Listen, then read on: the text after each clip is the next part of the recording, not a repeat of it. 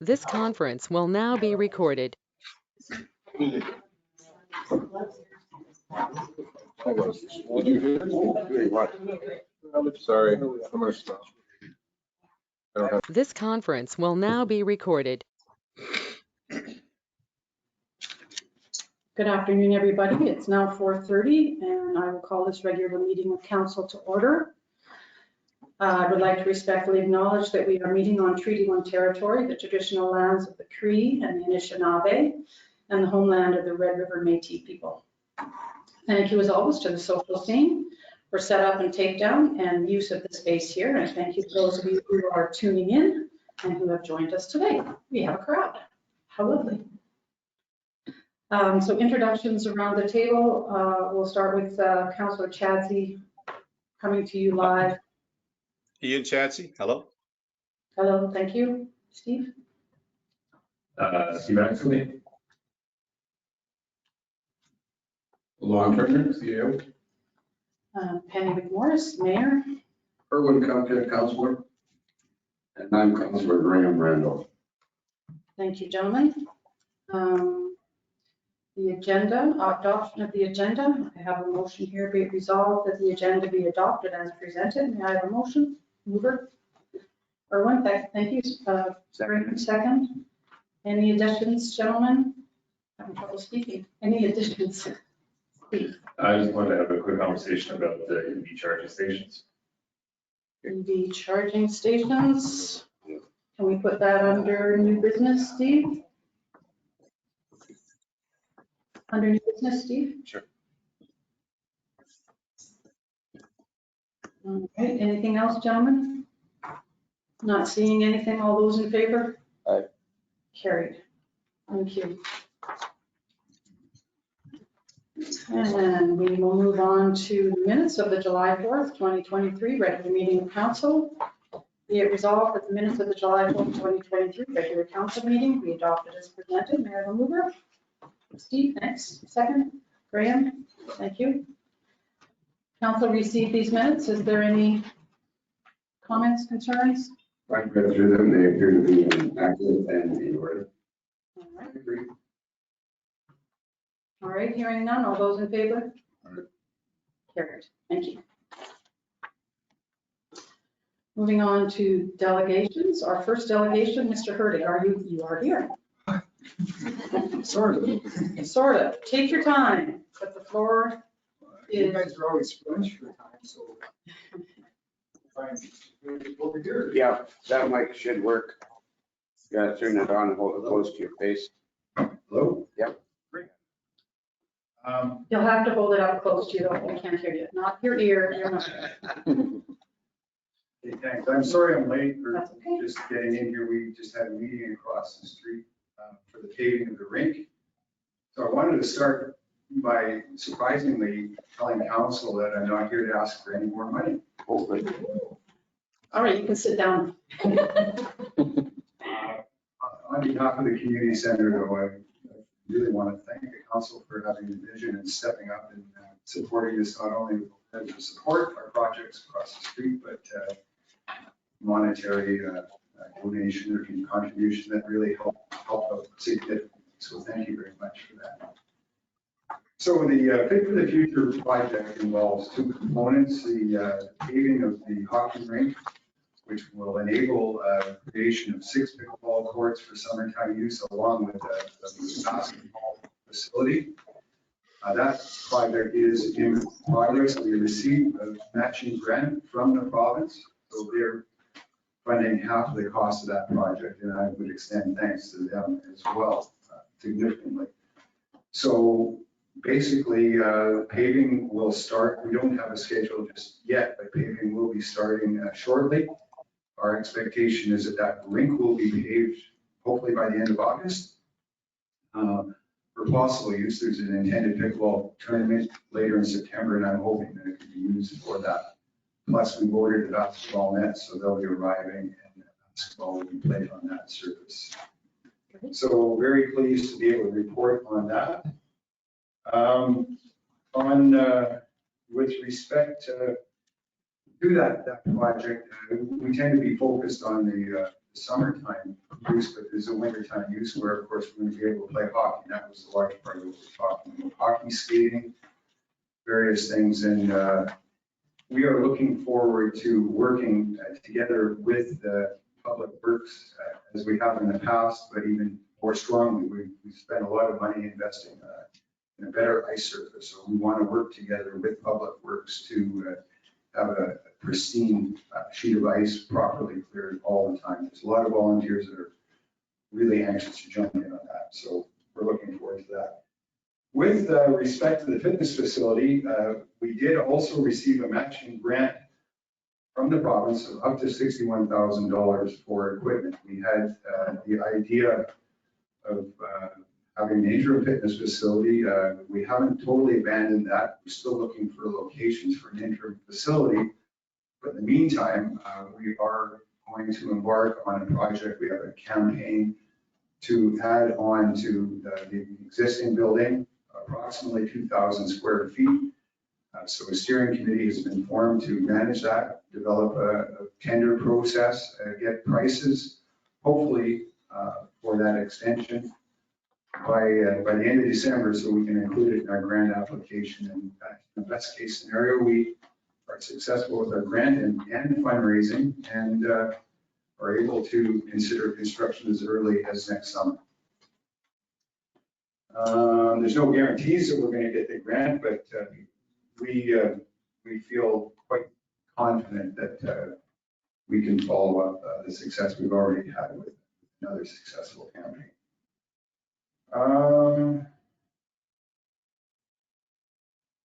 Yeah, essentially, in order to succeed, we need more fundraising. Last year, we were able to raise $290,000 in this period of about 5 months. In order to add on to the building, we need an additional $270,000, and that's our target. Again, we're not asking you for that. We're doing individual fundraising. Well, people had a fundraising dinner recently, and that raised $8,200 for starters. So That's great. yeah, the meats were donated by Midway, I'll say, so please support them if you can. So essentially, we're calculating that if we get 135 more donations, I'll say that 290,000 came from 61 people. We had several large donors, of course, but of our community of 61 people, the rest of the community, we feel, can step up and help us with this. For example, if we get 207 donations of $500, we will achieve our goal. So along with 135 more donations of $1,000. So this is within the reach just by asking people to step up. And, we've had overwhelming support for the idea of a year-round fitness facility, 2,000 square feet that will be highly used and valued by the community. So kind of using this forum to promote that. Thank you very much for your support, and that's it. Great. Any questions for Bill, council? Graham? Thank you, Bill. Well, just as a matter of interest, when it comes to Public Works being involved with the ice surface, what does that entail? What's involved? Well, there's a long-standing relationship. I believe that some of the equipment to clear the ice is owned by the community center. They have a Zamboni, and that's pulled by a tractor that is owned by the RM. And it's been a cooperative relationship. And what you have to do to get good ice is when it snows and you want to flood, you have to clear and then flood almost immediately. So timeliness is an important consideration. We're also looking there, they used a well, there's a small building, a garage type building by the community center, and we're looking at expanding the capacity of that because I think the fire hall in the past has used fill tankers to drive onto the ice and flood. So there is a standing cooperative relationship. We just we have a lot of excitement in the volunteer community, and we want to tighten that one too if we can. Thank you. Steve, go ahead.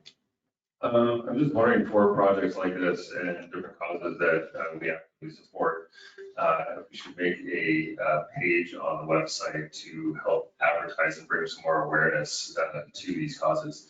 So as was stated, there's 61 supporters, and this group as well as others, of course, are always trying to find more donors. And if we're actively supporting things, then we should be advertising and trying to do whatever we can to bring more awareness. Yeah, we have council meetings, but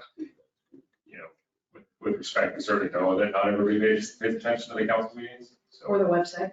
or the website, but at least there's sort of one more tool that we could use to help. Not a bad idea. My concern is it's not our responsibility to promote fundraising for outside sources. Like the club is not related to the municipality, right? So I would be a little leery about putting ourselves out for that kind of thing, but I don't know how the rest of council feels. I agree with you, Penny, that it's beyond our mandate. If we're passing resolutions and saying how we support things publicly, then we are doing exactly that. Right, but we're not So- promoting it. Or we're not promoting it.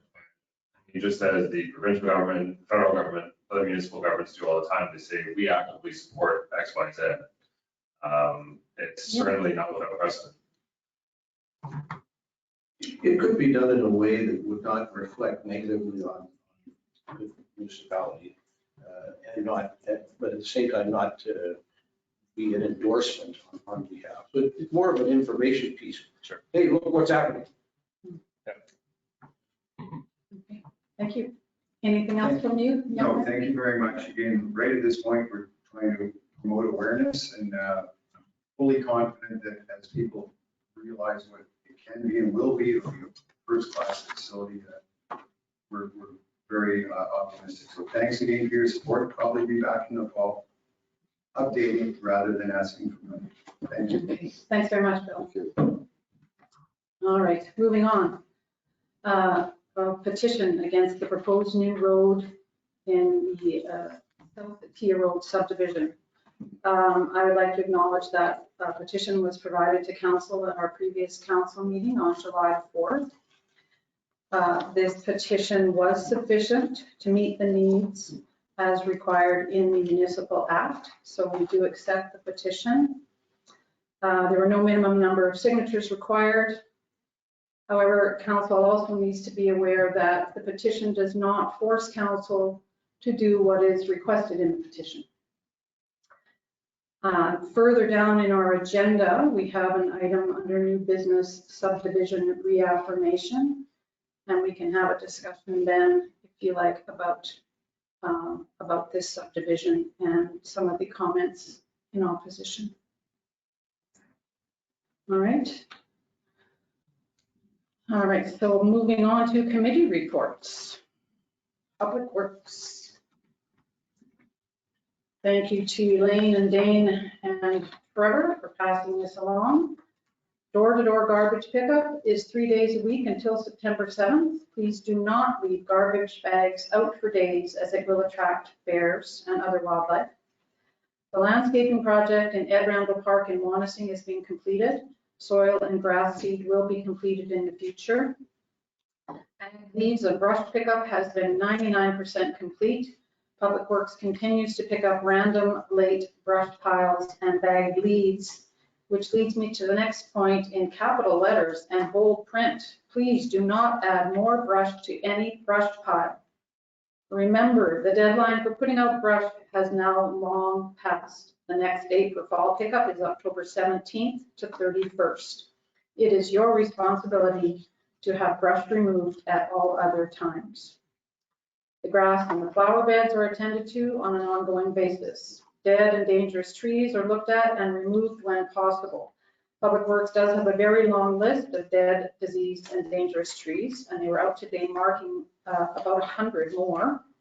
Please mark any trees that you are concerned about. An arborist will be out in the fall to continue with as much dangerous tree removal as the budget will allow. E-service requests are completed as quickly as possible. Water samples from Victoria Beach, Albert Beach, and the fire hall are taken regularly throughout the summer and submitted to the lab in Winnipeg for mandatory testing. Grading on our roads is ongoing. Water leaks are repaired as they are reported. Civic signs can be ordered through the Public Works office at a cost of $60 payable to the RM of Victoria Beach for installation in the fall. And the deadline to order for this fall is September 8th. Public Works emergency or after hours number is 204-756-2568. And I would like to thank residents for their constructive comments about the new garbage and recycling depot. I would also like to not thank some residents for their nasty vibe and unacceptable phone calls and some emails to council and our staff about the new landfill depot, pardon me. We are looking at change at the hours. We are hearing that is the biggest concern for people. I'd just like to advise residents that in Winnipeg Beach, the village of Denauder and Gimli, who are very similar communities to ours, have a very similar population, cottagers. Winnipeg Beach, the landfill is Monday to Friday, 10 to 5, Saturday and Sunday, 10 to 4. Village of Denauder, summer hours are 10 to 5, Monday to Friday, Saturday and Sunday, 10 to 4. Gimli Recycling, Tuesday to Friday, 12 noon to 4 p.m. and Saturday, 9 a.m. to 5 p.m. So our hours are not out of line, but it is a change. We do appreciate that, and we do appreciate any constructive feedback that comes our way. Some of the other feedback, I don't appreciate. But that's my comments on Public Works. Well, any comments, questions? I just want to say that if you come up to the gates of the recycling depot and then walk, please, please, please do not dump your garbage or your recycling outside. That's really disrespectful. Just take it back home. Thank you. I'm happy to say that has only happened a couple times. Sure. Also, just a reminder to get a bear-resistant bin. It's coming very quickly down the road where it will be a requirement. The necessity to stop the bears from coming into our community because of easily accessible food is, we just need to take care of it. There's no point in moving bears or, in the worst case scenario, destroying bears simply because we are, quite frankly, too lazy to do what is necessary. We're trying to do everything that we can to limit our community from being enticed into them. And ultimately, that is going to require us to mandate bear-resistant bins. Thank you. All right, gentlemen. Moving on to finance. Mr. Chadsey.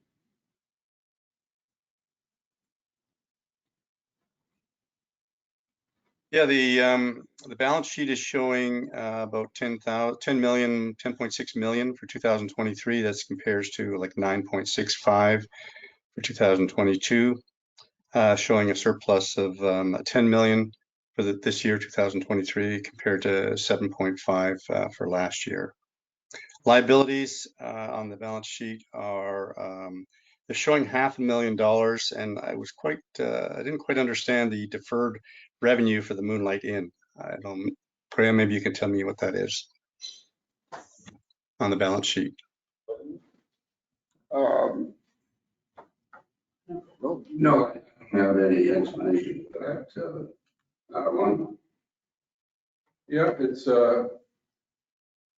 well, a sizable grant that you received that's going to be going towards the expenses of the Moonlight Inn.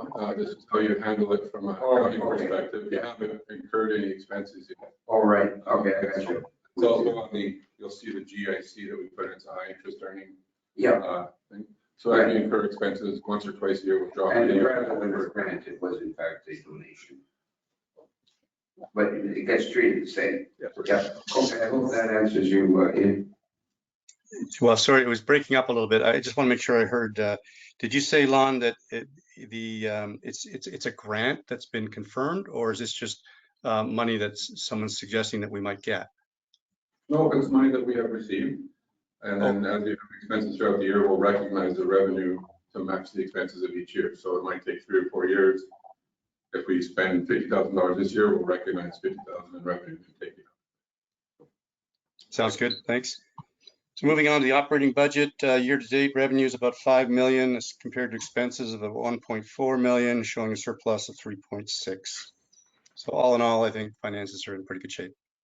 I agree. I agree. Thank you. Graham? Questions? Just one thing strikes me.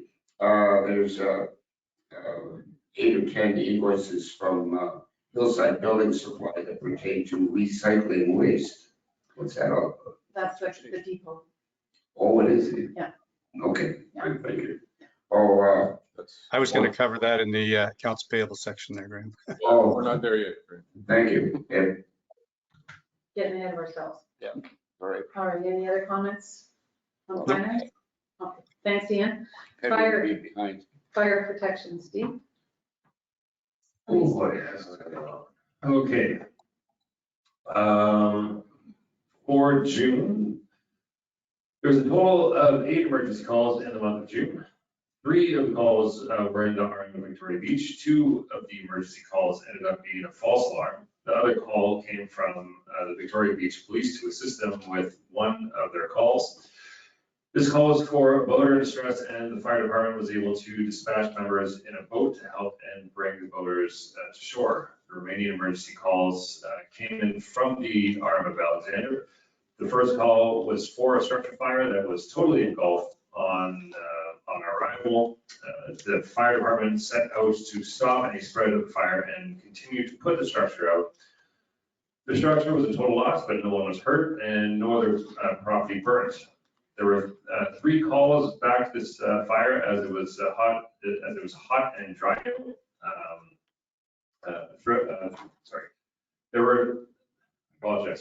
There were 3 calls back at this fire as it was hot and dry out. And there's still steam rising off of the remains of the structure. And so the fire department set up sprinklers to soak the area and the call stopped until the call stopped. There was also 1 motor vehicle on fire near the structure, and the department was able to put this fire out without any other damage to property in the area. This fire could have also been extremely bad, except that the homeowner had done what we've been asking to start the Fire Smart program on his property. So that is the only reason that that fire didn't spread and turn into a wildfire.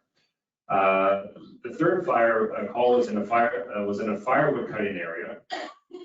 The cause of this fire was most likely someone lighting the bush piles left in the area after the fire was removed. Please don't do that. The firefighters were able to stop the spread of this fire and contained it to the area. The fire personnel worked on this fire until well after midnight to put it out. Some members and equipment returned in the morning to put out any remaining hotspots and pick up equipment and hoses left the night before. Again, please don't do that. The fire department has stopped regular training for the summer months as our members are all busy this time of year. Equipment and gear are still checked and maintained on a regular basis to make sure they are ready for any calls that they come in. One more time, please don't set random bush piles on fire. It's highly recommended that everybody goes out and get the Herald for this upcoming issue in it. We reviewed the Wednesday, July 12th emergency response plan meeting, which we had right here at the social scene. I'm not going to go through everything that's in it because again, that's why it's in the Herald. But I'll just give it a quick rundown. Basically, everybody really needs to sign up for Connect because that is our emergency system to tell you what to do in an emergency. Also, as council, we need to get this system completed as it was intended so that we can save as many lives as possible. Every minute that is delayed is another unknown amount of lives that we've lost. You're also going to see that you need to see the emergency response plan, which is on our website. It's slightly unclear just because of the wording, but there are 2 plans that are on that page. The emergency response plan is the full emergency response plan for the RM. The family response plan is intended for you and what you can do to help protect yourself. For VRA residents in particular, please ensure that during an emergency, you are reading the full Connect text, following the Victoria Beach Facebook page, or whatever means that you have to follow an official from the RM. because in some or most cases, you should not directly run to the parking lot because otherwise it can get seriously congested. During that meeting, we did discuss there is an emergency exit in the back, and we are working actively to clear that, so that way we can have another route out of the parking lot. If you're a vulnerable resident, please phone the office and just let us know that you might need help in an emergency. We can't guarantee that we can get you, but at least we'll know where you are. The best thing that you can do to protect yourself is to have 3 different people that you can count on in an emergency, just in case emergency personnel can't come over and help you out at that time. Read the evacuation plan and have one for yourself with at least 2 to 3 alternatives as to where you might have to go, and practice it the same as you would a school fire drill. Also, in an emergency, don't call us, we'll call you. The more you tie up phone lines, the harder it is for us to reach you. The more that you're calling council, the harder it is for us in an emergency to be able to get things done, and we know we need those lines open. And the last thing is, please start to cut and replace your conifers with drought-resistant deciduous trees. That's a lot of information. Thank you very much. Any comments? All right. Thank you, Steve. Moving on to police. Erwin, do you have our police report, please? Once a month, the council receives a 4-page report from our chief constable outlining all of the various activities that our police have been involved in. As we head again into summer, the amount of activity is certainly increasing. There's been some interesting things happen. There were actually 2 arrests in the community in June. Both of them involved breach of parole conditions and second person breach of condition under a curfew. Both individuals were arrested and transported to a secure place. There were 2 break-ins down on Dirksen. 2 sheds were broken into, and only 2 liters of gasoline were stolen, nothing else. And a sad situation. There were 3 events involving barking dogs. The police arrived at the scene, and the barking dogs could not be found.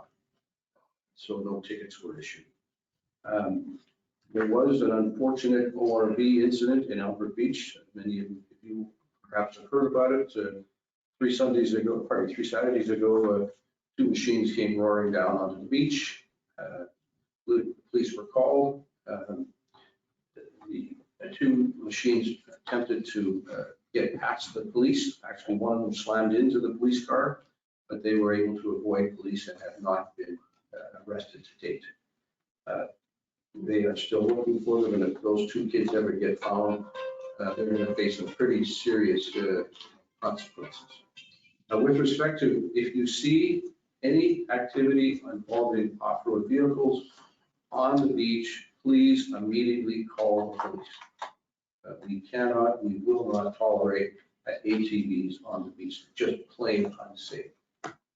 There were 77 traffic enforcement incidents, mainly involving laser speeding detection.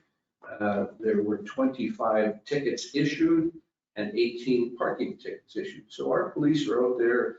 They're also giving out a number of warnings, which is probably a reasonable thing to do, but second and third time they're going to be ticketing people. So that's my report. Thank you. Thank you. Yes, our police have been busy. Any questions, comments? All right, thanks very much. Oh, there is a police board meeting. Tomorrow evening, is it at the club or here? It's at the club. Tomorrow night. Across the street? Yes, start at 7. At And you're all welcome to attend. It's going to be an exciting evening. Okay, thank you very much. Special events, I do not have a report. So I will move on to golf course. Mr. Chadsey? Yeah, on the golf course, I guess the new roof is now on. They've been improving the greens. They've been adding some fertilizer, and I think the course is in full swing. So everything's going well there. I think they're even running at a profit. So good news at the golf course. And the men's tournament is this Friday, I saw Carl today and picked up the monies for the RM, and there's still a few spots available for the men's golf tournament this Friday. Women's golf tournament sold out in an hour and a half, and it is on the 26th. And the junior tournament was also a success. I think Carl said there were around 60 young people participating, so that's great. Okay, moving on to municipal buildings, Councillor Randall. On municipal buildings, just to run through the laundry list of what's what. The Village Green accessible washroom should go out for tender later this week or early next. And it's going to include a range of cost-saving alternatives to the plans produced by Unit 7, which are just a bit over the top for our requirements. Stairs, 7 of the 8 sets of steps to be repaired have been completed, and work begins this week on the 8th at the Runnuka path. Waterston residents will be happy for it. On the golf course, work on the ramp, which is also by Dynasty, is currently scheduled for late August or September. It's even by the accessibility committee, it needs to be done, but it's not considered a high priority, as we know. The VB store, the upgrade to the LED lighting and the coolers is in progress. And a recent inspection confirms that the entire panel of cooler doors at the west cooler will need to be replaced in 2024. So let's be worried. It's going to cost a few bucks. We replaced the east side panel. It's not an outrageous sum, Okay. but we patched it up as best we can, and it's going to be time to replace it next year. Hopefully in advance of their opening. The bakery is still coping with air conditioner inadequacies. Hopes to resolve this ongoing problem I expected this week. And it's been reported to me that this is partly due to the excess of electrical appliances, including ovens, that have been collected and assembled. It was thought that these would be more efficient and produce less interior heat than the old gas oven. No, not true. It's actually generating more heat, which has exacerbated the continuing and ongoing air conditioner problems. I'll present the quotes to council, and we can together we can make a decision on what to do this year. The barracks siding issue has been resolved. The new hydro pole is up and in place, and the upgrades for electrical service and water for winter use are in progress. Albert Beach accessibility project. The toilet structure is nearing completion, and Wayne's Backhoe has completed the site work. Relocation of the roof structure, which is touched on elsewhere, it's in progress along this. And I think you had identified that it's going to start happening later this week.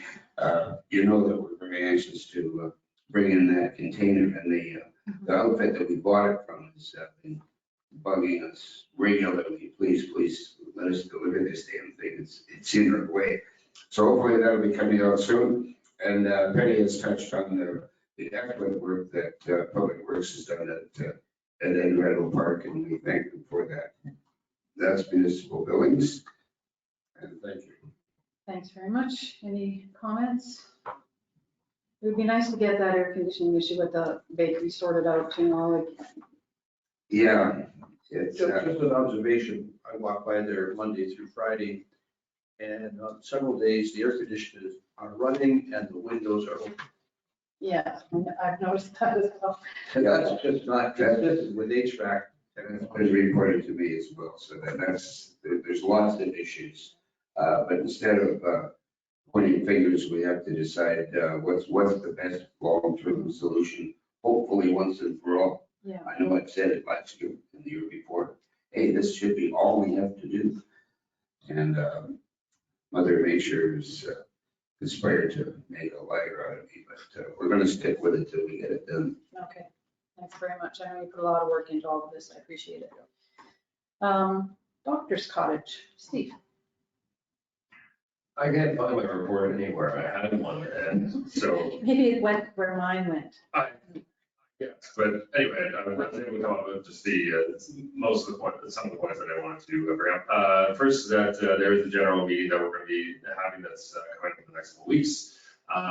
We're also looking for new blood in the doctors committee. We're not vampires, but we do need some more people. There are a couple of committee members who are leaving, and obviously this doctor or the doctor that's down here for so many years is a vital part of our community, especially now that the province has seemingly abandoned the first responders that we used to have. So especially in the summer when our numbers can balloon and explode, especially on long weekends, it's such an important position that we really are asking and begging for people to come forward. We did have one person come forward. They seemed pretty good, so I think we're going to move forward with them. And also, I just sent an email over to the office, just a quick reminder that we need to put the clinic hours up on the website, but just for everybody's information, it is 9:30 to 11:30 Tuesdays through Saturday, and 5:30 to 7:30 Monday through Sunday. Okay. Steve, I understand there may be a gap in coverage by the docs at the doctor's clinic this year. Could you elaborate on that? When will there not be a doc there? I had that in my report, so I apologize for not having it right now. But we're rapidly trying to find doctors. This year is I suppose training is really hitting us hard this year. And normally we had doctors lined up, but this year this wasn't the case. It's a problem everywhere. Yeah. So maybe we can get that information out on our website? Sure. It'll be in the Herald, I'm sure. Excellent. The doctors committee puts a notice in every week, so Yeah. it'll be in there, I'm sure. All right, thank you very much, Steve. Do you want to deal with communications while you're on a roll? I'll say this about communications, and it definitely came up at the BBCOA meeting, which is that people should be paying attention to official channels of communication. So our Facebook page. So when people have questions as to what's fact, what's fiction, and what's fake news or lies, please just come to the source. So you can email any one of us, and we'll usually get back to you right away. There's also Connect, as I already mentioned, and with Connect, use your Victoria Beach address. Do not use any other address, but that will give you serious messages such as boil water advisories, wildfire warnings, evacuation warnings, shelter in place warnings, those types of things. You can also obviously read the Herald. We have the Council Corner, which keeps you up to date. But the bottom line is really follow our messaging because there is a lot of hyperbole and extraction of information to make things seem real when they're not. So we have the information. Hyperbole, that's a fancy word for BS. Moving on. Summer Information Office, the Summer Gate Office. The ladies are doing a great job up there. I haven't had any complaints or concerns from them other than some people maybe not using their passes for their intended purpose. But I believe we've dealt with some of those. And the problem also is arising that Google Maps tells people to go down David Road.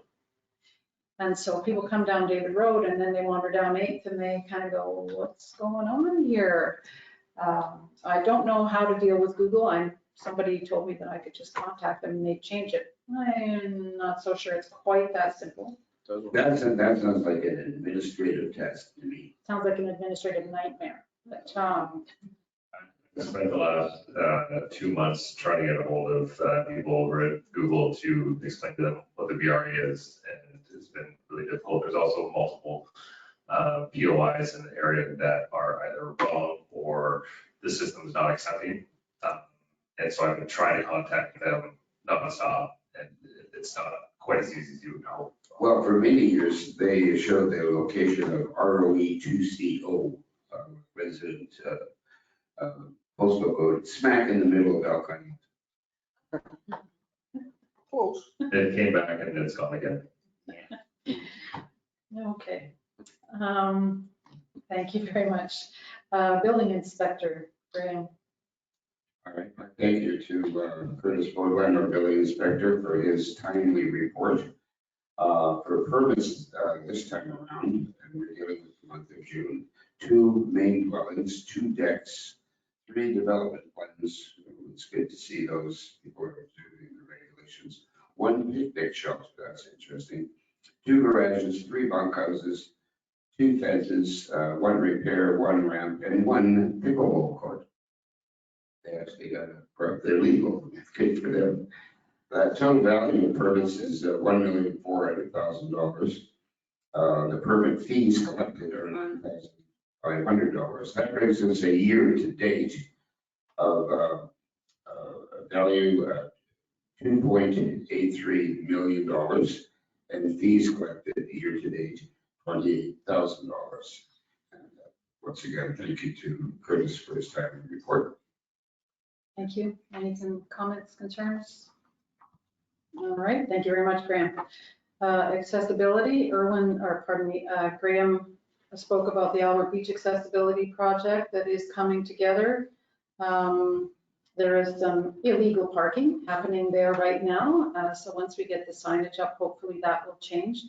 We do have mobility mats. They are here. The structure is going up. The toilet paraphernalia is being installed. So once we get it all together, we'll have to sort out how to get the mats out there and make an announcement, if you will. Do we have any idea where they're going to store the Moby Med? Hopefully not at this point, but hopefully we don't have to pull them up. We can leave them down for the summer and then pull them up in the fall, hopefully, if Mother Nature cooperates. But yes, we're hoping to acquire a reasonably priced ready-built shed just to put it in that we can put it perhaps 2/3 of the way down towards the lake. As far as the toilet structure itself, work is proceeding. They got the roofing on, and Curtis got the toilet installed a few days ago. That looks good. No toilet there. He showed me a picture of it. Oh, it wasn't there this morning. Oh, well, I'll check that, but thank you. Maybe somebody stole You could just put a picture of the toilet down the ground. Yeah, right. Anyway, the contractor still has to install the metal lining, and then Curtis will be installing all the accessories and plumbing stuff. But obviously I'll have to, I was there this morning. I didn't go inside because Curtis had already sent me a photo of the toilet. It looked lovely. all right, gentlemen, All right, Not relevant. all right, not relevant. it'll get accomplished. And I'd like to, say thank you to the 2 co-committee chairs for the Accessibility Committee, Rod Bowman and, oh my God, I just lost the name. Mike Bellhouse. Mike Bellhouse. They've been going to the different committee association meetings and talking about accessibility. And I think it's just great to get the message out, and I really appreciate their efforts in doing that.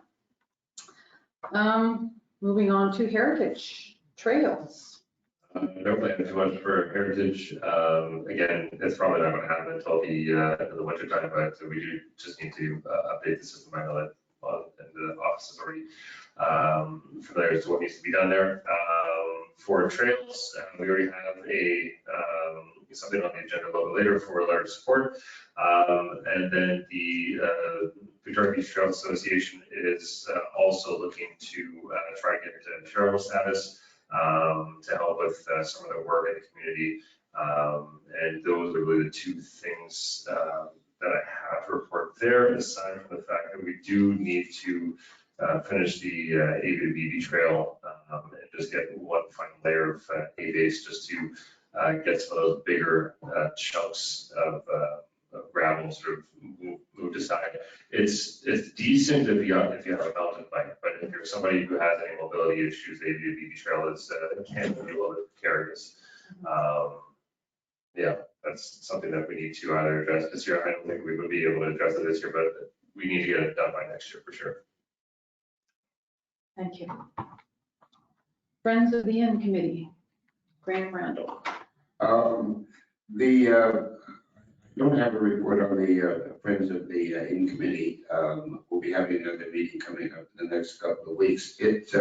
Right now, we're in the midst of a review of the foundation requirements with the structural engineer to come up with some alternate scenarios. So we'll have to wait for the outcome on that before we can move forward. But I expect to have a more complete report to the next council meeting.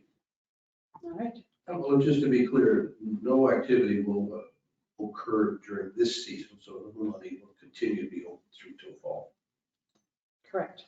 Thank you. Any further questions on any of the reports, gentlemen? All right. Thank you very much. Be it resolved to accept the monthly committee reports as presented. May I have a mover? Erwin, thank you. Second, Steve, thank you. Any further discussion? Hearing none, all those in favor? Aye. Carried. Thank you, gentlemen. We are moving on to the accounts payable listing. Be it resolved that the following list of accounts be approved for payment. Accounts payable check 11387 to 11433. Total $51,742.17. Ian, would you like to move this resolution? Yes. Thank you. Second? Graham, Okay, thank you. thank you. Ian, any discussion? Yeah, no, it was a slow month. As you mentioned, it was $51,000. 46 checks went through. Graham mentioned that there was one for $8,000 for some materials for the waste station. And I'm sure it's just for materials to get it finalized. And then there was another $8,000 check for a 48-inch lawnmower. Those are the two big ones. Everything else was pretty small. So those two alone are just like a third of the expense for the month. Mm-hmm. All right. Any questions or comments, gentlemen? Looks good to me. Thank you. Steve? This is just for residents' information, that we had a $3,600 expense for some repairs to the fire truck, and that very, very soon we're going to need to get a new one. So we're planning for it as best we can, but just to let everybody know that it's going to be a major expense because that fire truck is holding on, I think, with maybe gum. Duct tape, maybe. Duct tape? Yeah. Okay. They're pretty good at keeping it running. We've got a pretty amazing group here, but yeah, we are going to need a new fire truck, and we are putting money away into reserves every year for that. And price never goes down. It's going to be $600,000 or $700,000 or $800,000 investment. But before we do that, we need to add on to the fire hall. That's right. To accommodate. So yes, all right. Thank you very much. Did I call for the vote on the finances? All right, I better do that. Hearing nothing further, all those in favor? Aye. Carried. Thank you very much. All right, moving on to business arising from the previous meeting. We have been talking about our zoning bylaw update. And residents will have received a Connect message if you're on Connect. Hopefully that we are having a public open house on July 29th at the social scene here from 1 until 3:30. That open house will be hosted and run by our planners who we have hired, Landmark Planning. They will have all the information that residents have provided to us already. They will have poster boards up. They will be able to clarify some of your concerns, advise you why it's provincial regulation or when it's a provincial regulation or whether it's municipal bylaw and what can or cannot be done or what may be able to be done. So they look forward to your feedback. I think it'll be a great session. They seem to be prepared and they have a knowledge of our community, which is fantastic. So I look forward to them being here. Council may or may not attend. Sometimes it's recommended that we don't, so we'll see. And there will be 2 notices coming up in the next 2 heralds as well, correct? Just to clarify on the position on whether council will attend, it's not council isn't interested, but what tends to happen at these meetings is councilors get corralled afterwards and might be appropriate the answers on issues of zoning bylaws and municipal regulations best answered by our consultants who are very knowledgeable in this area. Okay. Thank you very much. Under 8A, new business. The August 15th, 2023 council meeting needs to be rescheduled. Our CAO is going to take a holiday. Cancel it. Yeah, I don't know. Be it resolved to reschedule the 15th of October 2023 regular council meeting to the 22nd of August 2023 at Victoria Beach, East Beach's social scene at 4:30 p.m. May I have a mover? Steve, thank you. Second. Erwin, thank you. Any discussion? Nope, glad to oblige. That works for council? Yep. Does that work for the social scene? Yes, it does. Thank you. All right, hearing nothing further, all those in favor? Aye. Carried. Thank you. All right, coming up next is the subdivision reaffirmation. This is in relation to the subdivision that we received the petition on that I addressed earlier on in the agenda. What we have done after hearing from a few delegations is we went back to the province, to the planners, we went to our lawyer, I went to the municipal board to ensure that what we had done was correct. They agreed with us that what we had done met all the requirements and all the regulations. So what we are doing here today is reaffirming that. I need to advise council before I read the resolution that if you decide to, for whatever reason, reject the application for subdivision, you must state your reasons. They must be recorded in the minutes.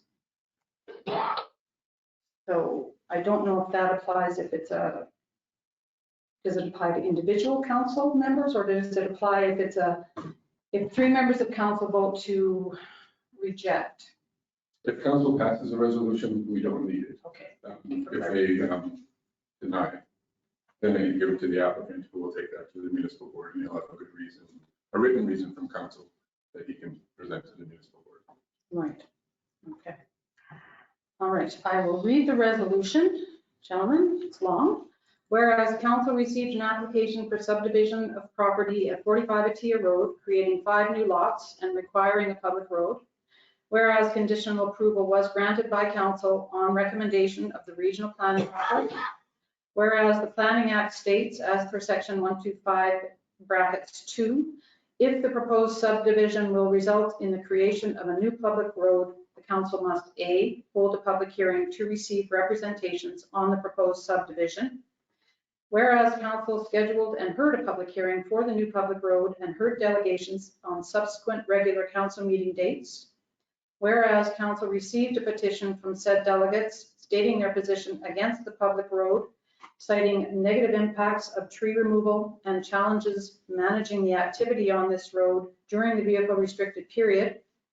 And whereas council approved the creation of the new public road, therefore be it resolved to reaffirm the conditional approval of the subdivision at 45 Atia Road with the same conditions noted by the original conditional approval and the creation of the new public road. May I have a mover? Hello? Steve, thank you very much. I'll second that. Thank you. Graham? As I said earlier, the petition did meet all the requirements in terms of how it was written.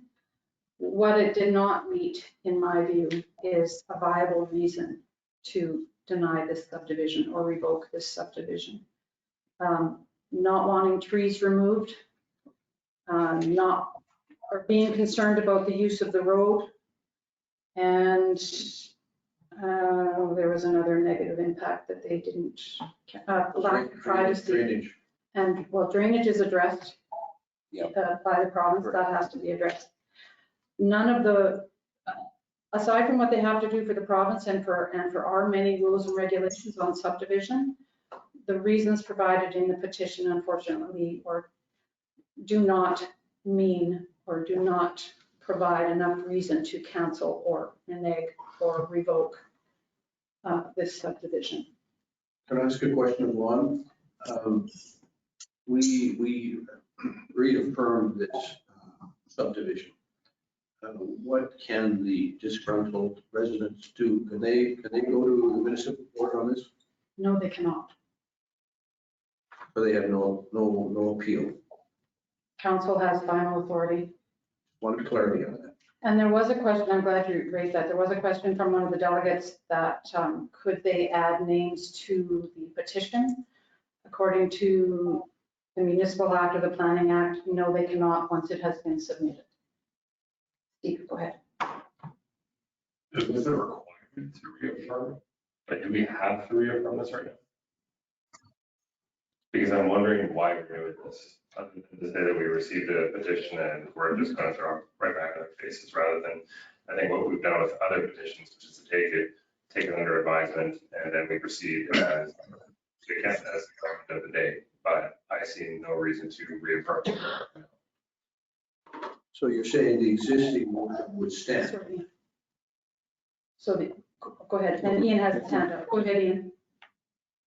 I just thought we should add one more thing to this resolution, because there's no doubt that people were concerned about the process that we followed.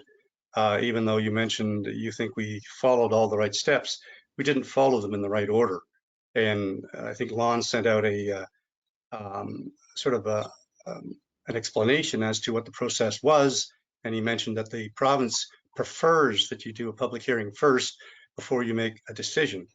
And of course, common sense will tell you that as council, our job is to be objective.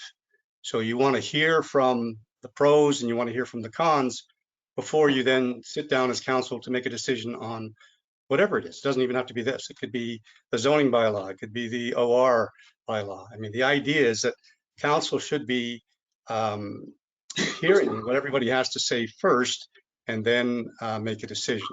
So I think that should be added to this resolution, that people were saying we didn't follow the preferred process. How would you add that to the resolution? Well, in the area where you're talking about received a petition from said delegates stating position against public road, citing negative impacts on tree removal and challenging and managing the activities of the road during the vehicle restriction period, you should add there that they were also concerned about the process. Really, we did it backwards. I mean, there's no doubt that we did. It wasn't done on purpose. It was just the way it went. The other issue, the other issue I'd like to bring up is I just find it very strange that we've heard from delegations. So we passed this thing in January, and it was almost 4 months later that we started hearing from delegations, because it wasn't really clear. If you go back to the resolution in January, it wasn't really clear that we're going to build a road. I mean, it was just all, I think you sent me the thing last night, Penny, and it sort of suggested that something that Public Works has to do, but it didn't say anything about building a road. So obviously the people in the surrounding area weren't aware that that was the case, and they found out four months later. But the other thing that bothers me a little bit is the idea that I've never met the developer. So you would think that someone's going to do a development like this, that they would come to council and explain, what their plan is. That should have been part of the process as well, and that didn't happen. So those are the concerns that I have. Okay, thank you. Lon, did you want to? So actually, I should just finish. Sorry, I'll just finish by saying, I mean, you can pass this thing. If 3 people want to pass it, they can go ahead and do that. I would recommend that we have the developer come to the next council meeting and let's hear from him. Let's find out what his plans are, because I don't really know what they are other than what he submitted, which was approved last January. And so maybe he saw he didn't need to come to council, but you would think that I would think that anybody that's going to do a development plan should hear from the developer and then hear from people that are concerned. Maybe even get them all in a room, and then you could hear what the issues are, and then we can make an intelligent decision. That to me would be being objective as a councillor. I would argue that you need to read the January 4th, 2022 8-page or 5-page letter to council that tells you exactly what the developer is going to do. It tells you exactly the issues or non-issues that the various government offices and various other institutions may have with this subdivision. It talks about drainage and water licensing. It talks about the landowner consent form. And then on another page or another document that was included in our council minutes, we received his documentation on this subdivision. It's pretty clear, it's not rocket science. He's developing 5 lots. He has to have a road to get to those lots. Whether he's developing 1 lot or 5 lots, still needs a road to get there.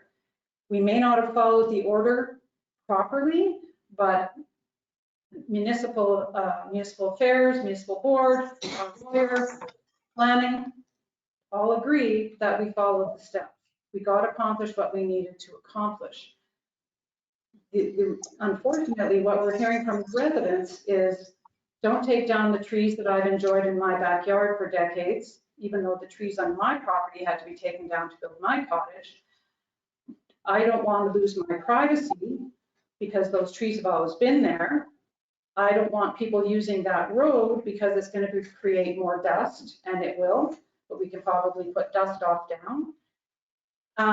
That same road was used by many of these same individuals to park illegally at Leonard David's illegal parking lot for a number of years, but it was okay to have the dust then. I really do understand why these residents don't want this. I really understand that they don't want to lose the forest, they don't want to lose the privacy, but we all, at some point when we bought and built here, had to take down trees and had to lose some privacy. So I don't see that 5 lots in a subdivision are going to have that much dramatic impact on the entire municipality. And there are not hoops, but there are requirements that the builder, the developer has to go through. And there are many before he gets final approval. So he has followed everything that he is supposed to do. We have done everything that we're supposed to do. And I don't think there's any more information we can get from the developer that we already have. But that is just me. Just to speak to Steve's concerns, by reaffirming this resolution, I think everyone agrees that perhaps the order was not done properly. But since that time, we've had numerous discussions. There's been delegations presented here. Council has had an opportunity to talk with the residents, and I think we have a understanding of what the issues are. And I think it's now important for us to reaffirm that if we're in favor of the reaffirmation, that we continue to support the development in this case. As I said a couple times, if Scott hadn't been developed, that would be still forest. The people that are objecting to this don't want to lose their forest, but they quite enjoy the fact that they now have a lot which was in the forest. So how do we say no to more development as long as it's done properly? And we do not have a moratorium on development. No, we don't. To me, it seems rather exclusionary. There's strong support for no development, no development. This is our little beach. We don't want anybody else coming in, interfering with us. That is discriminatory at the very least. We've followed all the rules on this, and we've listened very carefully to the delegations. They were encouraged to speak, and we listened to them on several occasions. And it really came down to basically, not in my backyard. You're interfering with our view, our vision, our trees. We like everything to stay exactly as it is. Well, things cannot stay exactly as they are if you're going to accommodate new residents and make Victoria Beach a welcoming place. Go ahead, Ian. Well, I kind of agree with Steve then. If that's the case, if we followed, ticked all the boxes and we did everything right, why are we reaffirming this? It's already been approved in January. Why don't we just move on? What's the big deal here? After we did this, I spoke to the planning office, I spoke to our lawyer, and this morning I spoke to the municipal court. And our lawyer recommended that you have a reaffirmation of your conditional approval. The subdivision, and this one in particular, there was your conditional approval that you have public hearing for any variation or conditional uses. You can do that after you grant conditional approval. And then when you have that hearing, there is a resolution that is made that you approve the variation or you approve the conditional use and you issue an order. In the Planning Act, it does not specify when the public hearing for the road needs to take place. I've mentioned this to planning. Lawyer agrees with me, and the lawyer recommended to do this. And the reason that they recommended to do this was because we had a public hearing after the conditional approval was granted. So then you open the doors and you let people come in and speak to it. You heard compliments and complaints and other things. But there was no resolution after that public hearing that said, well, okay, well, we still believe that this subdivision should go forward. And that's why the lawyer recommended and wrote this long-winded resolution. I'm just going to bring your attention to your development plan, part 3, section 5. New and infill development shall represent a logical extension or infill of the existing development pattern in the area with respect to the following. Types and arrangement of land use. This subdivision is residential. It's in a residential neighborhood. Density and intensity of use. The subdivision is less dense than the houses south to it and west to it. If you look at the sizes of the lots per square kilometer, wherever you want to do it. Roadway alignments. This is an extension of a TIA road south across David Road. It's on a road allowance that's already there. It's open, but it's not developed. There's trails on it. And then it goes on to their private property, which in caveats that were made many years ago, and those caveats, it mentions if it's a private road, like if you just build one lot in there and it's somebody's private driveway, it mentions that, but it also mentions a public road in case it gets developed into more than one lot. So this is not new that this might become public. The last two are accessibility to essential services and accessibility to community services. That's the BB development plan.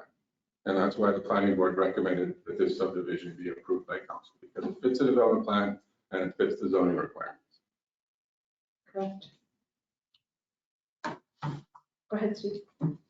I was going to say that my previous comment, only because I was thinking about it, I don't want anybody taking it the wrong way, is that my comment is based on the fact that I was assuming that council was about to reaffirm this, so I don't understand why we're doing it. So you clarified it, but all the same, it seems like the timing of it is essentially, thank you for your petition, we don't care.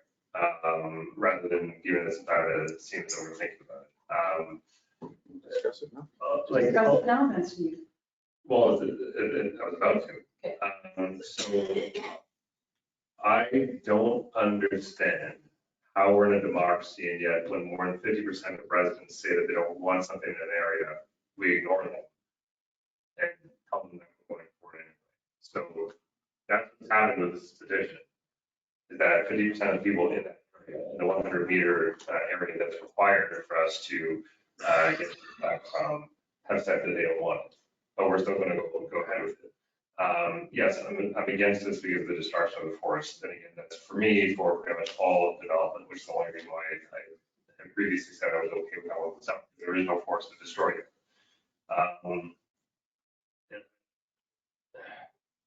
It just, to me, this process is generally flawed. And since I think we've all said to some degree that either we've made a mistake or that the process just simply allows us to go forward anyway without having a public hearing, and we can have the public hearing whenever we want, which to me is nonsensical, then can we at least say that moving forward, at least next year, we're looking at redoing the development plan. If we put into our future development plan that we will have to have a hearing before there's any approval whatsoever from any council moving forward. So then that way we don't get caught up in this again. Because as far as I'm concerned, it makes no sense why there'd be a requirement to have a public hearing if something's already been approved. You're basically just telling them we don't care about what your opinion is. You know, I would take issue with that statement. We do care. We listened carefully. We figured out the facts. And now it's time to reaffirm that we have done that. I think, you know, Lon has spoken with all the authorities and we are, you know, on solid ground. Perhaps the process could have been done a little smoother. but it's time to move on and reaffirm that council's position is what's stated in the affirmation. Anything further, gentlemen? Ian, go ahead. Yeah, no, I'm just disappointed that there's 22 people that signed that petition that are going to be very upset about this. Plus the people that did the delegations. I mean, we're kind of rubber stamping this thing right now by doing this reaffirmation. We're just trying to cover up the idea that we did the process wrong, and so we're reaffirming it. So now we can say that we've heard from the delegations, and that we can just drive on from there. But I agree with Steve's point that we should set a firm policy that going forward, we hear from people on both sides of the argument, pro and against, before we actually sit down and discuss what the decision should be. I think the process should be the center of our objectivity. I just want to bring one more thing forward, is that you had mentioned that they were basically saying that this is about the destruction of the forest. The other thing that the residents said loud and clear is that they were really concerned about the fact that people continuously violate the VRA along that road, and that this is going to encourage people to violate the VRA. And they've also heard people say that if this is there, I'm only saying what they have said, that they have heard people say that if this road's going in and they're going to use it, to continuously violate the VRA. But that's an enforcement issue, Steve. It's an enforcement issue, and when we haven't done anything about their. We are not the enforcers. Oh, I understand, except that apparently there's mythical cameras along the road, which we keep saying that we're going to try to hook up and everything else, and yet we're still not doing that. And this is 6 years in now. We're still saying the same thing. So we can say it's an enforcement issue, except that we won't even enforce it. So we're leaving it to the police to do, and yet the one thing we do, which is put up a camera there, we won't even do that and make sure it's hooked up. So yes, we can say it's an enforcement issue, but when we won't even enforce it, that is one of their biggest concerns. Their opposition to this is based on the fact that the proposed land is inconsistent with the overall plan of Victoria Beach, which is incorrect. It meets our development plan and our existing 1969 planning scheme and 2004 amendments. It meets those regulations. In the proposed landlocked lots, being irregular in size, while meeting the square footage requirement, will not provide the privacy and natural beauty seen in the rest of the area. That privacy and natural beauty is on private property owned by someone who now is before us wanting to develop it. Furthermore, the road restriction plan for the proposed area is confusing and will result in frequent vehicular traffic in this road restricted area. I can't disagree with the fact that it's a bit confusing. There are two properties as you go down that road, one on the left, one on the right. Both have vehicle access. Yet when you get into the new subdivision and the new road, that is in the vehicle restricted area. Again, we can put signage up. If people are going to ignore the signage, that's a policing and an enforcing issue. But really, privacy and natural beauty are not reasons to stop this.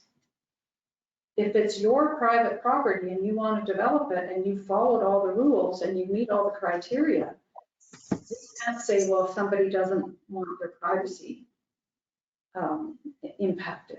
That's a feeling. That's not a fact that we can hold on to make this stop this process. You know, we have to look at the facts, not the emotion. And I understand where they're coming from. I don't know that I would want it necessarily in my backyard either, but that has been private property.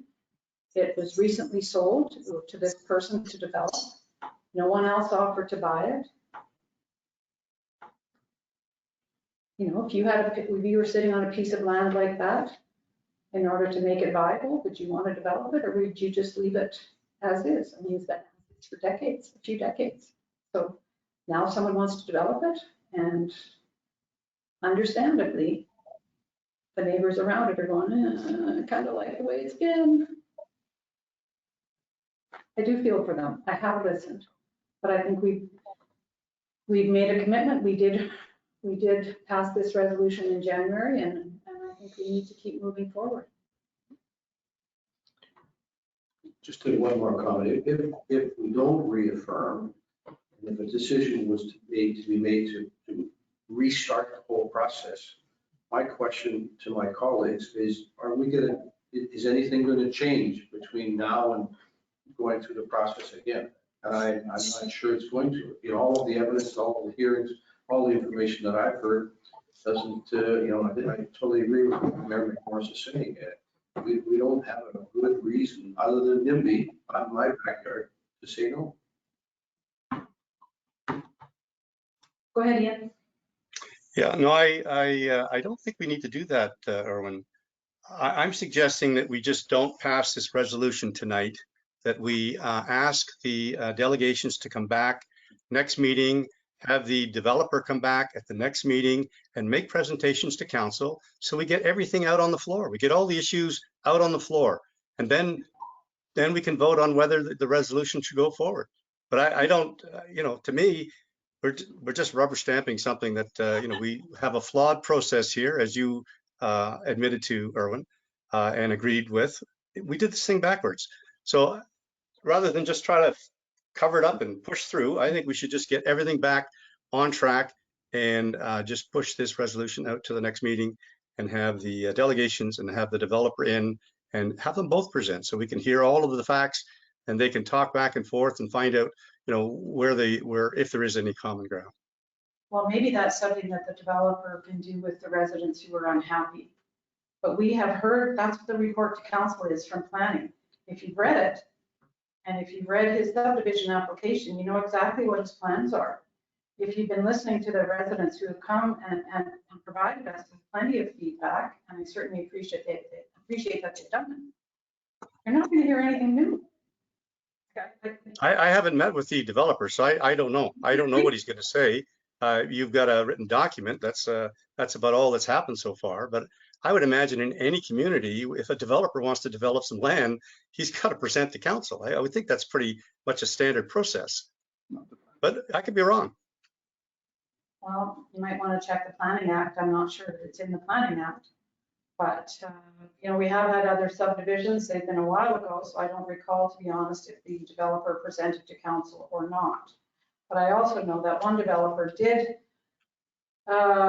time out because council dragged their feet and they had to go through the entire process again at great cost, and nothing changed. I frankly think we've heard what we're going to hear from the residents, and I appreciate that they've done that, and I thank them for sharing. And according to the results and the report from planning, I don't see that, that we don't.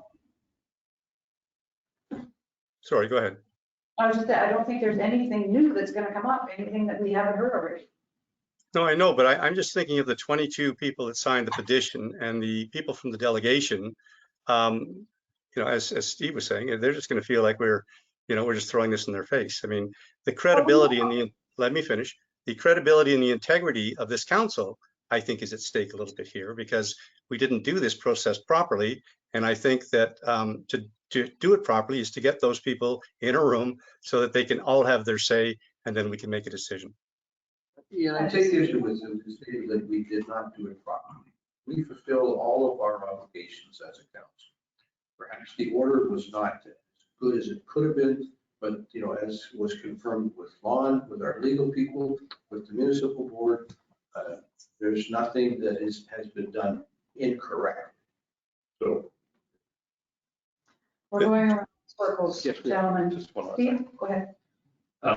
So this is the last thing I'm saying on this, and one is a repeat of the last thing I said, but the second is an addition, which is all I'm saying something right now, is that I just want to put for the record, I really think that in the new development plan, we have to say two things. The first is that we mandate that the public hearings have to occur before any approval by council in the future.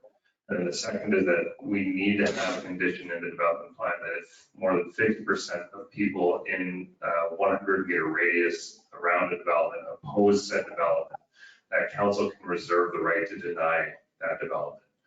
Because for me, this is undemocratic. Because you have more than 50% of people saying no. However, what I've heard from Lon, what I've heard from you, what I've heard from everybody else, including Maurice, et cetera, is that there's essentially nothing we can do at this point. Essentially, you're going to kill development. And for me, I'm fine with that. You're happy with But that? I'm saying that if, like, I do not think that those two provisions are unreasonable to put in the new development plan. If it's possible to do that, I don't disagree with you. But we also can't supersede the Planning Act or the Municipal Act. So those have to be taken into consideration when we get to that stage, right? So I agree. All right. Call for the question. Call for the question. All those in favor of this lengthy. Excuse me, Penny, are we not going to put in the information that I was saying earlier about, there was one other issue that the delegations had, was that we didn't follow the preferred process. So we add that to the resolution so that at least it's on the record. You would need to propose an amendment. I don't see how you can put words into the delegation's mouth. Yeah. On their behalf. I think they said that very clearly. We've got emails to that effect. We had one person said we did something criminal. At the last meeting, there was a gentleman that stood up and said he thought we did something criminal. Well, that's his because we opinion. didn't follow the process, right? That's his opinion, I'm afraid. No, that's a fact. That's what the man said. Agreed. My point is that is his opinion. And it is Oh, his not. opinion, sure. Yeah, of course it's his opinion. And obviously you don't agree, but my point is if you're going to list the items that they're concerned with, you should add that we didn't follow the preferred process. That was their comment. So that should be added to this resolution so that it's at least on the record. It is not in their petition, which is what that whereas refers to. It is on the record. And it, Yeah, that's fine. the The lawyer wrote it and they were familiar with the petition that was sent and this is what they recommended. If you wanted to add to it, I guess we have to vote on the amendment to the resolution and then move forward. So Ian, you have to propose an amendment to the resolution and then vote on that. And then we'll vote on, if the amendment passes, we'll vote on the amended resolution. Sure. So what are you going to say? I was just simply saying that where the line that reads stating position against public roads, citing negative impacts on tree removal and challenges managing the activity on this road during the vehicle restriction period, and that the process for approving this development plan didn't follow the preferred process. Preferred by who? Yeah, preferred by who? We've already heard from The our law is lawyer the Planning Act and it doesn't state that. and the planning department that it did follow the process. Well, wait a second. I've got an email from Lon that suggests that that he was highlighting that normally the open house goes The before. Planning Act, Ian, that's what the law is, right? The Municipal Act is the law. The Planning Act is the law. Everything else and any other comment is your interpretation of the law. The legal advice to us was that there was nothing that we did wrong because it does not specify in the Planning Act when a public hearing needs to be heard. It specifies in many other things exactly when a public hearing needs to be heard. All of the bodies that I spoke to, they all asked me, did council have a public hearing? That's all they were worried about. Did council hear objections to the in the public road? Yes, you have. That is all they are concerned about. It's in all of our minutes to date, and this was the recommendation by our lawyer to talk about today and to possibly pass. Do we call for? I'm referring to the email you sent to councillors saying that the province does prefer that open houses would happen before council makes a decision. I could pull up that email if you like. That's the preferred approach. You can also pull up the video. Common sense would suggest the same thing. Specified that you have land in behind your house that you know that when it gets subdivided, you're not going to like it. But you can't do anything against it because there's part of the Planning Act that also protects the people, but it also protects the developer. And that's what we go by. The issue is more the process, right? I asked them either to change your conditional approvals and add the public hearing for the public road in that, or get the legislation changed in the Planning Act to specify exactly when a public hearing needs to be heard, not an open house, a public hearing. Which we have done. So going back to Ian, your request to amend the resolution. Need a second. You're moving that we add process for approval was not followed. The preferred process for approval was not followed by council. That was one of their concerns. That was something they raised. So if you're going to put the issues that they brought up at the meeting, last meeting, and the one before that, that's something that they were concerned about. So I just want it on the record, that's all. I will repeat again, that is not at all contained in their petition, which is what our lawyer was looking at when we drafted this. What was in their petition is mentioned in this document. And the way the resolution is written, it specifies the timing of everything. So what you're saying is implicit in this resolution. You granted a conditional approval first, and then you had the hearing afterwards, and then you had delegations, you had a petition, and now you're reaffirming or not reaffirming. Right. So Council, Ian has put forward a motion to amend this resolution to add in the 1, 2, 3, 4, 5th, whereas preferred process for approval was not followed by council. Correct, Ian? Correct. Okay. Do I have a seconder? I'm sorry, I don't have a seconder. The amendment does not pass. Moving back then to the original motion as written.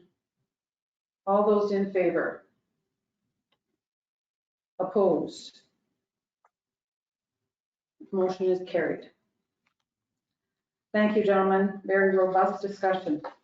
So just because that anybody opposed had to state their objection as to why, do you It passed. do that? Okay. It passed. Had we, as had the majority of council denied, then we would have had to do that. So, thank you, Steve. And Steve, I would support, your comments about going forward. Those are good comments. And I think we've learned a few lessons on this. And I sent out an email just as a reminder for us for when we get down to development eventually. Eventually, how many years do you think it'll be? I think 30 might be a good estimate. Yeah, probably. All right. Thank you very much, gentlemen. Moving on, the new administration office lease. We have a resolution, be it resolved to approve the new office lease agreement for 2035 Portage Avenue in Winnipeg, Manitoba, as attached and as council received in their council package. Further be it resolved to approve the security deposit expenditure with a check payable to CW Stevenson Inc. in the amount of $6,764.56. Further be it resolved to authorize CAO1 Turner to sign said agreement. May I have a mover? Steve, thank you. Second, Ian? Thank you. All right. Lon has been doing some research into moving the office. The costs keep going up where they are. Parking is an issue and a headache. So Lon, did you want to say anything about this?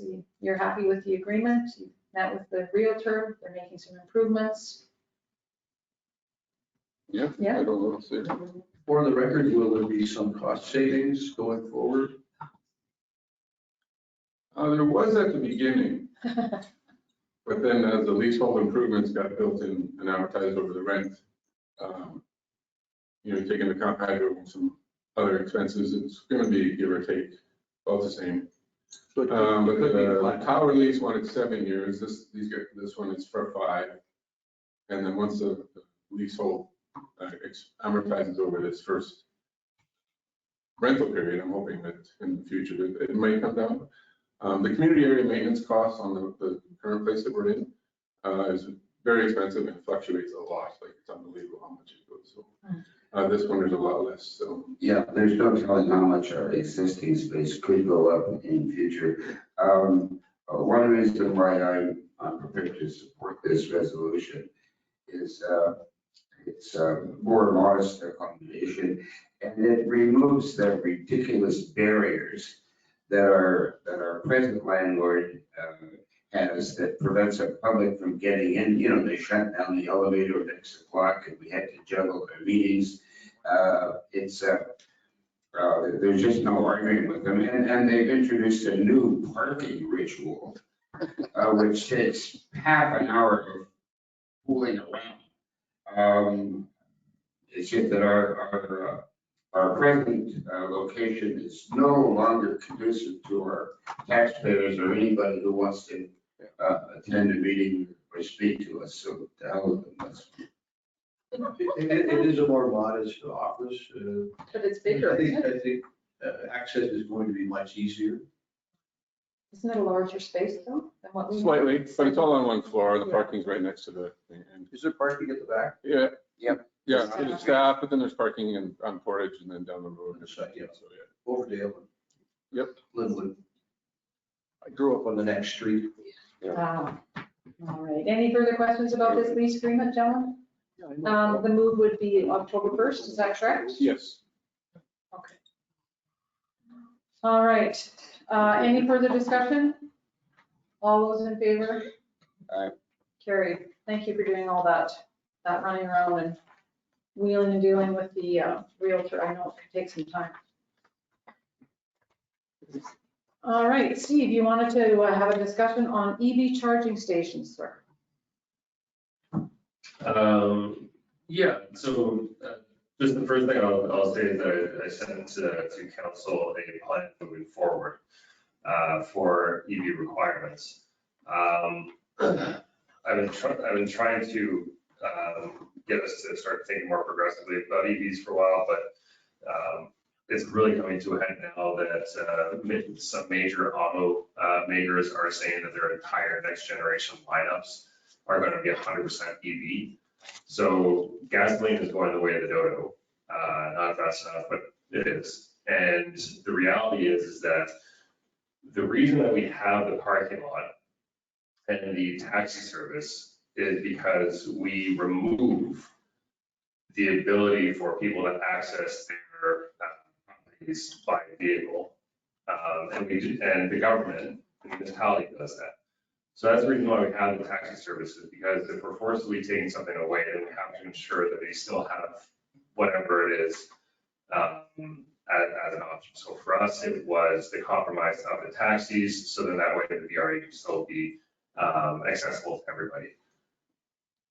The system that we have in place now is not going to work in the very short future, and when I say that, it already isn't working. Full disclosure, I did just get an EV, and what I've experienced now is exactly what I was warning about several years ago, which is that what we need is lines of what are called level 1 charging stations. Ultimately, it's just a fancy term of saying an outdoor outlet. Because we are the type of place where people are going to come for a couple of days, weeks, months, generally, to stay. And so because of that, level 1s are best suited for our needs. It was suggested that why can't people just simply go back home and charge? Why can't they just simply come up and go back to the city and charge? The problem with that is that some people actually live here, for the short term anyway. Hopefully soon it'll be permanent. And so that option is completely revoked from everybody who live here. I just need to clarify that because my comment was in relation to persons who don't live in the VRA, but who have full access to their vehicles all year round. I would assume if they have an EV, they would have some kind of charging system at their cottage. So my comment was, why would they need to use the charging station in restricted in the parking lot? It wasn't for people in the restricted area. I get that. I see cars plugged in all over the place in the off season. Yeah, and so then what that amounts to is that we need to charge for the charging stations, which I don't think that there's really anybody who has an EV who's not prepared to do that, because we used to do that with gasoline.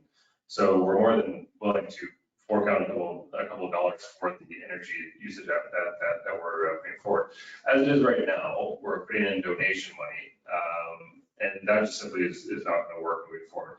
So what we need is a comprehensive strategy that will eventually lead, and I don't mean like next year, in 2 years, 3 years, 4 years, 10 years, but in the future, that every parking spot in that parking lot has an EV charger, because eventually all those cars are going to be EVs. And we need people to be able to come up, charge slowly, and then go out. And for those who would ask why, there are short range and long range vehicles. And so there's short ranges that are usually quite cheap.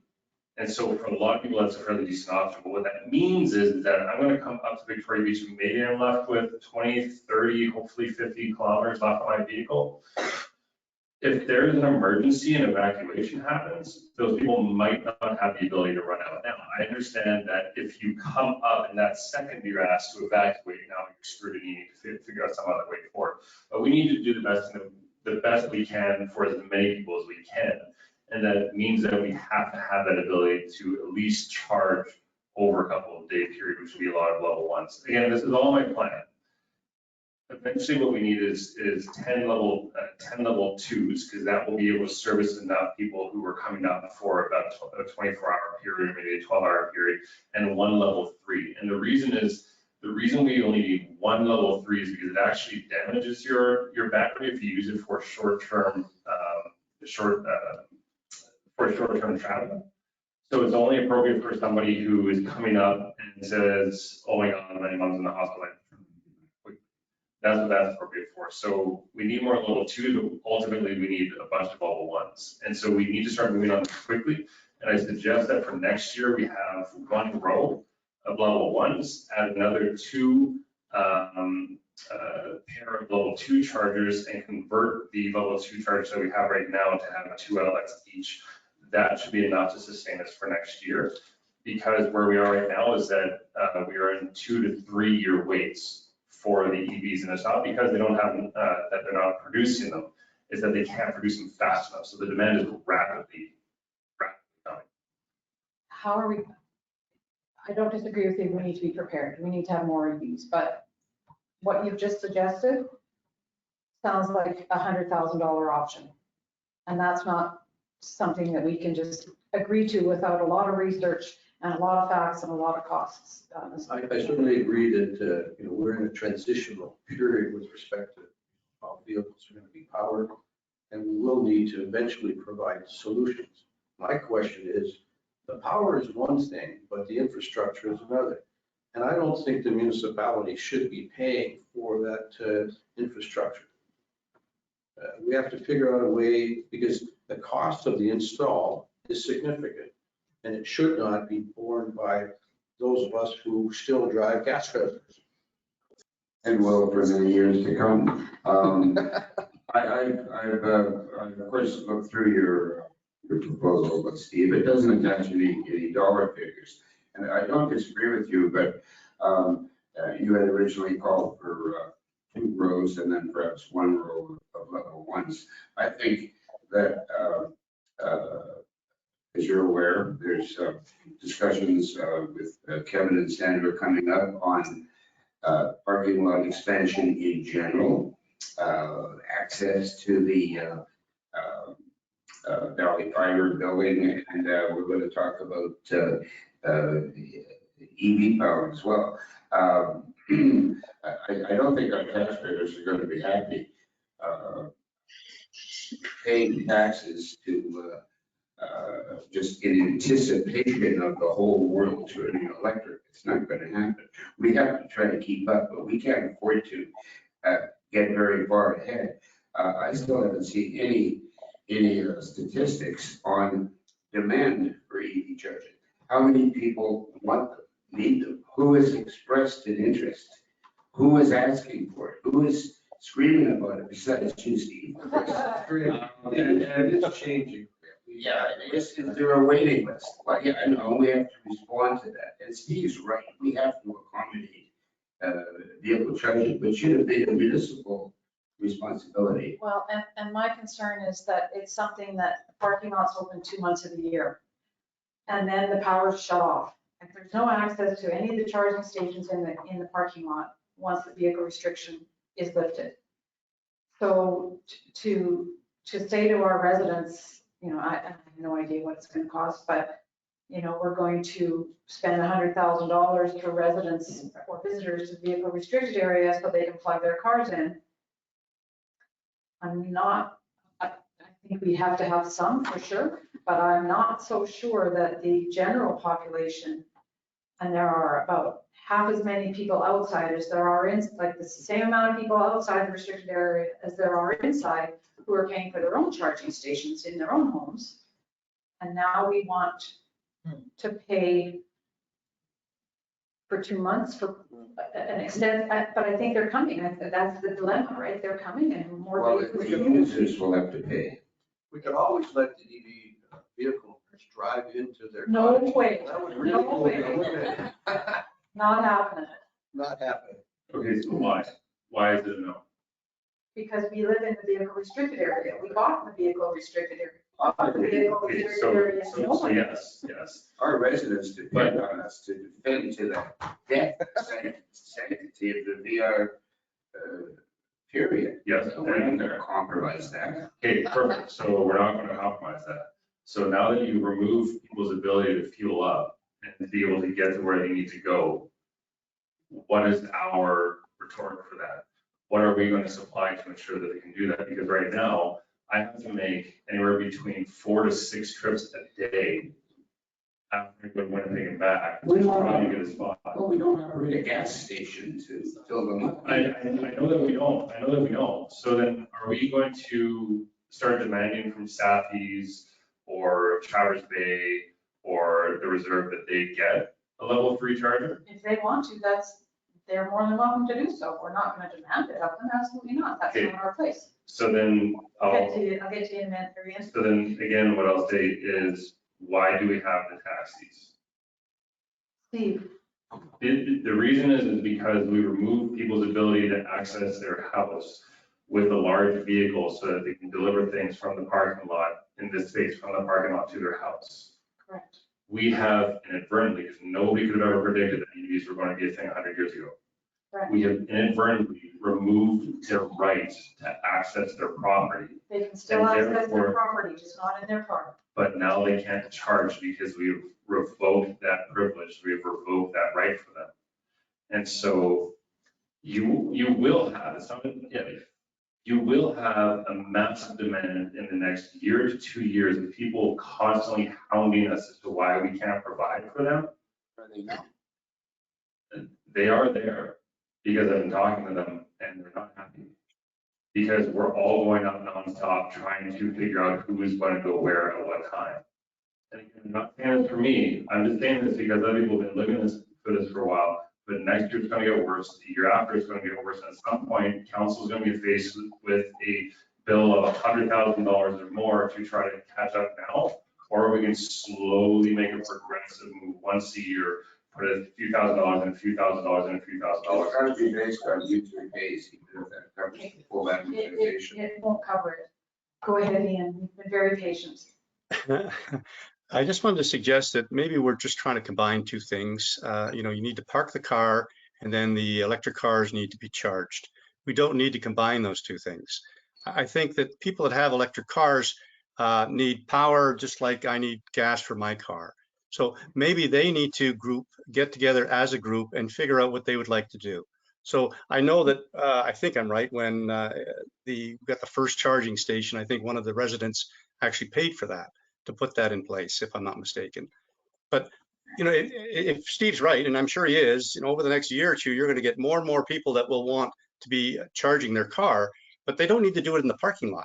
We could come up with another area, they could come up with the funds, and you could have, maybe like you see a lot of these things that have credit cards at gas stations, but people want to charge up their car, they pay for it, and then if they don't take it out and go, then they're going to still be charged. But the idea is that the people that have the electric cars have made those decisions, that maybe they should get together and come up with the funding, no different from the people that want to have a fitness center or the people that want the pickleball courts or people that want tennis. I mean, they have to organize it themselves and come to us rather than us think that we have to provide power so they can charge up their car.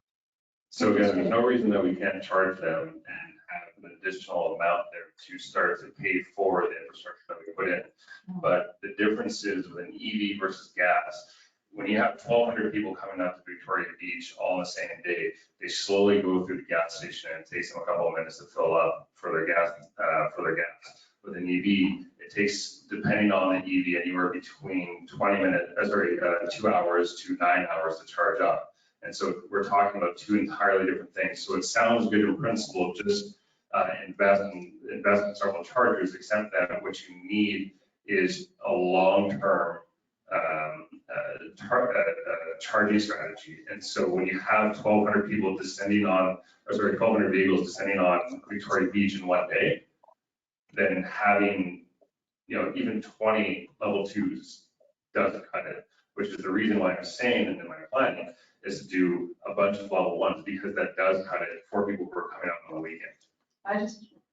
It's definitely something that we need some costs to consider. We need more research to consider. Absolutely. And appreciate very much Ian's observation.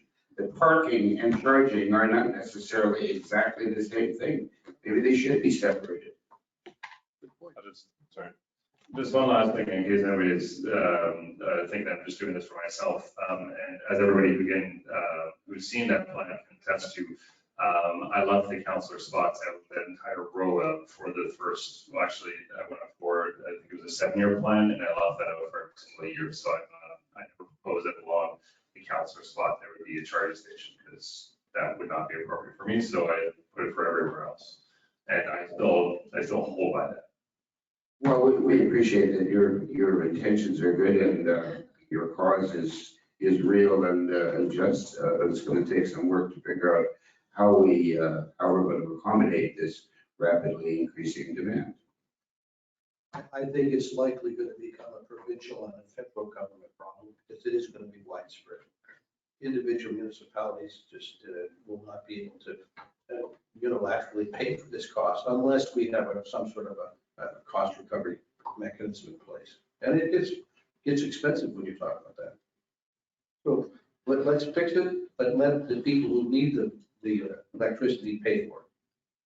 That's more research. Thank you, Steve. All right, moving on to correspondence, information, and announcements. We got some correspondence from a resident about dogs being on leash, and actually the request for places where dogs could be off leash. For instance, dogs would always be on leashes on municipal roads, park areas, the pier, or the VB Center. Beaches would be leash-free only from 8 p.m. to 10 a.m. or on a designated area of the beach. And any path in the woods could be leash-free or a designated off-leash area, easily available to all, clearly marked and developed. The suggestion was behind here, behind the social scene, there's a nice wide path. We do have a dog bylaw that says dogs must be on leash at all times. I know the idea of a dog park has come up before. I honestly don't have the fortitude to get involved with dealing with residents and dog parks. I used to frequent the dog parks in the city, and they don't get looked after very well by the users. Here, there's no parking on any road, street, lane, or subdivision. So there's no parking. There's the poop, there's the fighting, there's the residents, there's the dogs. I don't know. I would be very leery about opening up a dog park. Well, where do you put an off-leash park that's going to be accessible to all residents? You know, we got 5 or 6 different distinct beaches. Are we going to require someone to get in their car and drive over so they can walk their dog? Some people would do that, but there's nowhere to park. But cleaning up is another issue. Yeah. And we have a problem right now. I mean, I went for a walk the other day and someone had had a dog bag full of poop and they just dumped it on the ground. I don't know, but it was an interesting letter. I know our police are handing out some tickets for dogs that are off leash. So we do have a dog bylaw. We used to get complaints about it not being enforced. Now it's being enforced, we're getting complaints. So, Steve? I was going to say that when it comes to a dog run, like, I have no idea where you do it outside of the yard. But my suggestion, because this year is an anomaly, I'm sorry, it's an anomaly. And I love this year so far because I'm cool. But very often we're seeing temperatures of above 30. So for a lot of dogs, that is really pushing their boundaries. So I would say like to the west of the Sailboat Beach, cleanup is something that you would need to, that we need to figure out. But there does need to be some kind of way for all the dogs in this municipality to cool down on extreme days.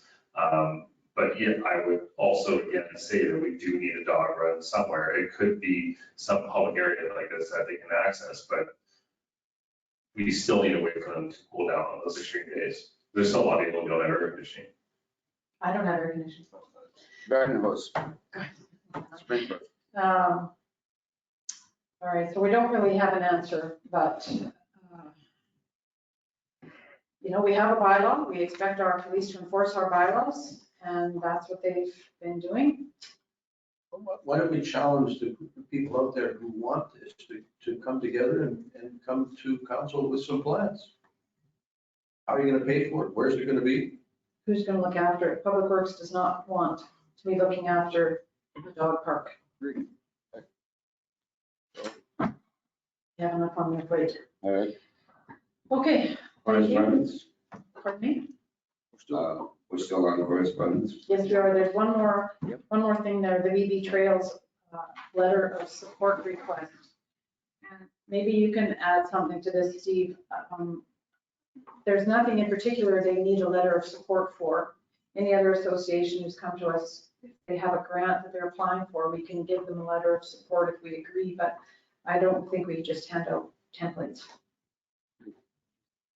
What they're logging in for primarily is to try and access some grants, which they would obviously need to coordinate with council for any project moving forward, but it would give them just a little bit more freedom to be able to do that. So that's why it would be kind of a general letter of support. Their main goal right now is to try to work with council as best as possible to finish the AV trail. But it would also be to look at some places for some benches, which again is usually a municipal thing, but it's a work in tandem with council to try to identify places along the trail system to be able to put rest stops.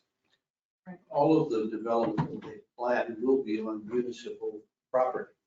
And I think if they have an idea, they come to council with a specific plan, and we will consider it. But I totally agree with Mayor McMorris.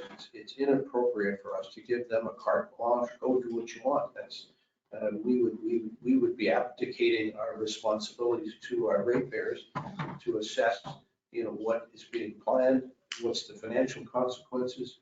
So, just tell them to come to us with individual ideas, and we'll gladly take a look at it. I'm not entirely satisfied with their idea, their concept to self-appoint themselves as a committee of council. No, it doesn't work that way. It's not to be self-appointed. It would be essentially working with council through myself. That's sort of the way that it was supposed to work with committees and everything else.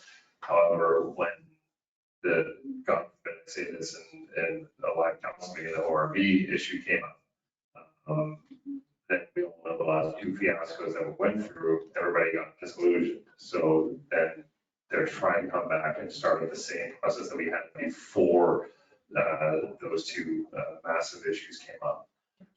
I think there is a process that should be followed, or council needs to have something more official, recognizing them as a specific committee. But yeah, I mean, they've got some very interesting ideas. Some of them I can get behind, some of them I'm not really sure, but I just think it needs to be more formalized. I think it's not there. We just can't give a carte blanche. Okay, thank you very much. Any more correspondence, information, announcements? Just one thing, I did attend the annual general meeting of the VDCOA on Sunday. It's well attended. I made some detailed notes and I hope to be coming to council with a couple of their specific concerns, things that they would like to see done. So, but that was just on Sunday and I haven't had a chance to get all my thoughts together. Wouldn't the executive of the VDCOA be sending us an email? They're very good about staying in touch. I could ask them to do that. I don't think you need to bring their needs forward. I think they're very good at doing that. Yep. I was just going to be the messenger. Well, but if you get it wrong, You're right. Consider it done. no, I'm sure we'll get some correspondence from them with the results of their meeting. Anything else, Graham? I have two, and I'll be brief. We received from SBC Consulting the results of their survey trip that they did out here. This stems from a meeting in late March of concerned citizens in and around Beach Crescent and Scott Avenue, flooded basements. Council undertook to bring in a surveying company to propose drainage systems and solutions. So this is in response to resident concern. Their report has been circulated to all the people who need to see it. And of course, Public Works would play a large part in whatever we employ. But I think it was worth mentioning that council has received their report and we are working on it. The other brief one that I had, an interesting letter from James Beaton, our representative of another New Horizons seniors program coming up. And you're not allowed to apply before August 1st, but we're going to be going through that to see if there's some opportunities for us to get some money for the benefit of seniors and elderly and perhaps disadvantaged people while we're at it. Okay, thank you. Just one more thing. Yesterday, July 17th, I attended the emergency measures seminar that was hosted by the Speeches Social Scene. Chris Hurley from the province and a gentleman named Patrick Fillion.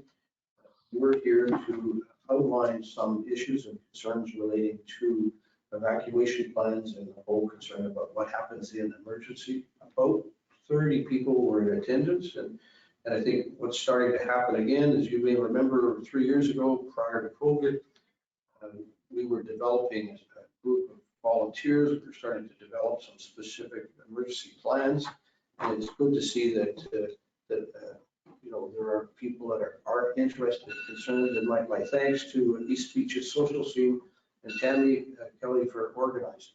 Yeah, good for them. Thank you. Anything else? No? All right. Thank you, gentlemen. We are at the end of our agenda. Be it resolved that council adjourn the July 18th, 2023 regular council meeting and confirm the next council meeting will be here on Tuesday, August 1st, 2023 at 4:30 p.m. Victoria Beach at the East Speeches Social Scene. May I have a mover? Great, thank you. Second. Steve, thank you. All those in favor? Aye. Carried. Thank you. Thanks for attending.